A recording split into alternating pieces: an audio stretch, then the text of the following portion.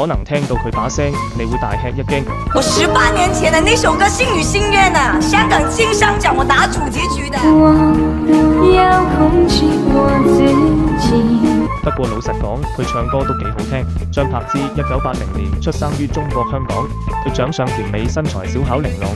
18歲出道就憑借清純氣質獲封新一代玉女獎為人。1999年周星馳力邀佢主演喜劇之王，飾演柳飄飄一角。張柏芝憑借呢個角色一炮而紅。同年佢同任賢齊合作電影《星願》，演技開始獲得廣泛認可。2004年又同劉青雲領銜主演電影《忘不了》。而且佢仲首度獲得香港金像獎影后。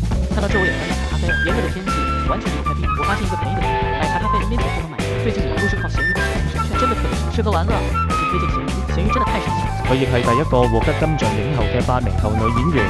本來佢嘅前途無可限量，可惜嘅係後來與人不淑，唔單止佢嘅玉女形象受損，呢件事亦直接令佢同謝霆鋒嘅婚姻落個上終止符。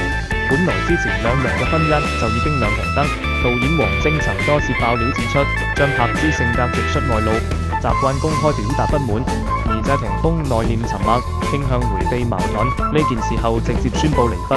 離婚後嘅張柏芝直接選擇退出娛樂圈，佢以單身母親嘅身份獨自撫養3個兒子長大。